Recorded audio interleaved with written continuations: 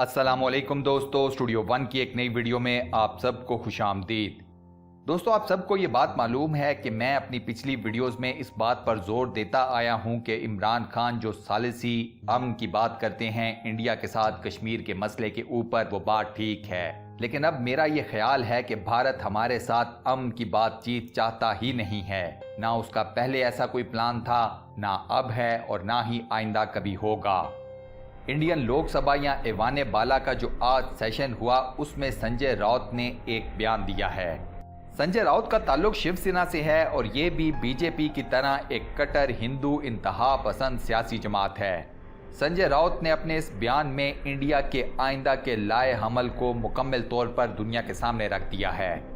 Video में आगे बढ़ने से पहले सब्सक्राइब के बटन पर क्लिक कर दें, साथ बने बेल के आइकन को भी प्रेस कर दें और ऑल नोटिफिकेशंस को भी ऑन कर दें। संजय राउत ने अपने इस बयान में यह कहा है कि आर्टिकल 370 के खात्मे के बाद मकबूजा कश्मीर का पूरा इलाका इंडिया के मातहत होगा।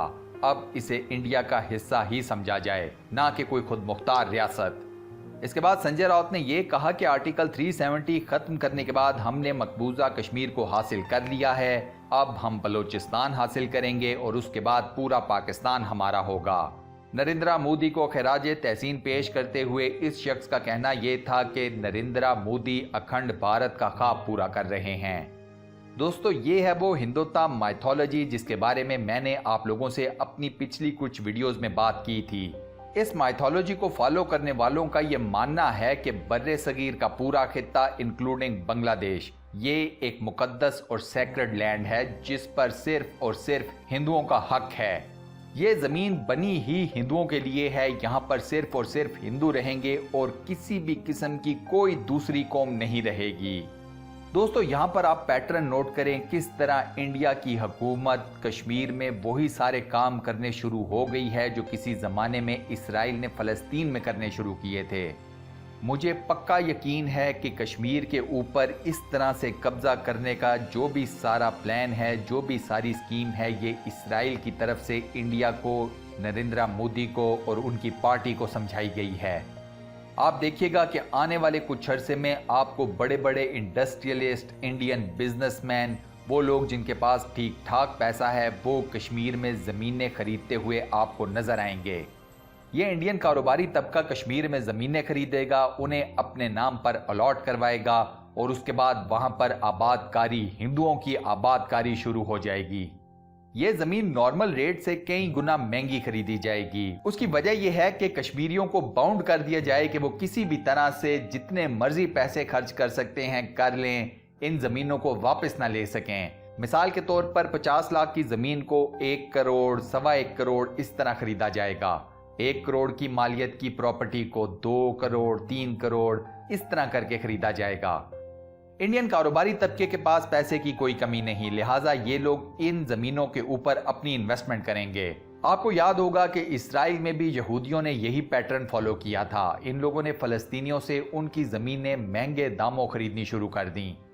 फलस्तीनियों ने ये ज़मीनें इस कदर महंगे दामों बेची कि जब उन्हें ये एहसास हुआ कि अब उनकी ज़मीन के ऊपर कब्जा होना शुरू हो चुका है, तो वो इतनी इस्तात नहीं रखते थे कि इसराइल से अपनी उन ज़मीनों को उसी कीमत पर वापस ले सकें। एंड पर क्या हुआ कि फ़लस्तीन एक छोटी सी पट्टी बनकर रह गया, जबकि बाकी सारे इलाके पर इसराइल ने अपना कब्जा जमा लिया। सेम यही पैटर्न अब यहाँ पर फॉलो होगा। मकबूजा कश्मीर की ज़मीन को खरीदा जाएगा, उसके बाद वहाँ पर आबादकारी होगी, इंडस्ट्रीज लगाई जाएंगी, पूरे भारत से हिंदुओं को लाकर यहाँ पर आबाद किया जाएगा। और इस बात के भी बड़े स्ट्रॉन्ग चांसेस हैं कि इन आबादकारों में ज़्यादातर की तादाद बीजेपी, शिवसेना, आरएसएस और इस तरह की दीगर इंतहा पसंद हिंदू सियासी जमातों के साथ हो। जहाँ तक बात रही पाकिस्तान की, तो वो मैं आप लोगों को बता चुका हूँ कि पाकिस्तान के साथ अमन की बात ये लोग नहीं करने वाले। हमारा और इनका फैसला जंग के मैदान में ही होगा। इस बारे में कई सूफिया ने पेशनगोइयाँ भी की हैं और आप लोगों को उन पेशनगोइयों के बारे में इल्म भी होगा। इन पेशनगोइयों में सर फहरिस्त नेमतुल्लाह शाह वली की पेशनगोइयाँ हैं। इंडिया को इस वक्त कोई परवाह नहीं कि अक़वाम मुत्तहिदा क्या कहता है, जनरल असेंबली क्या कहती है, अमेरिका क्या कहता है या रशिया क्या कहता है। इंडिया को इस वक्त ये खाम ख्याली है कि वो कोई सुपर पावर है, इसलिए वो जो मर्जी चाहे करे। میری ذاتی رائے میں اگر انڈیا کوئی پاکستان سے متعلق مس ایڈوینچر کرتا ہے تو ہم لوگوں کو کارگل کے مارکے سے سبق سیکھنا چاہیے اور اس مرتبہ کوئی امن، کوئی صلح صفائی کی بات نہیں ہونی چاہیے۔ اب کی بار کوئی ایسا معاملہ ہوتا ہے تو پھر انشاءاللہ پورے کا پورا کشمیر ہی واپس لیا جائے۔ وہ بت پرست ہو کر جنگ کی باتیں کرتے ہیں، ڈرتے نہیں ہیں۔ ہم تو ایک خدا کے ماننے والے ہیں، یہ کیسے ممکن ہے کہ ہم لوگ جنگ سے ڈر جائیں؟ دوستو، کیا آپ لوگ میری اس بات سے اتفاق کرتے ہیں تو مجھے اپنا جواب کمنٹ سیکشن میں ضرور بتائیں۔ اس ویڈیو کو لائک اور اپنے واٹس ایپ، فیس بک، ٹویٹر اور دیگر سوشل میڈیا اکاؤنٹس پر شیئر کرنا مت بھولیے گا۔ جزاک اللہ۔ انشاءاللہ اگلی ویڈیو میں آپ دوستوں سے ایک بار پھر ملاقات ہوگی، تب تک کے لیے اللہ حافظ۔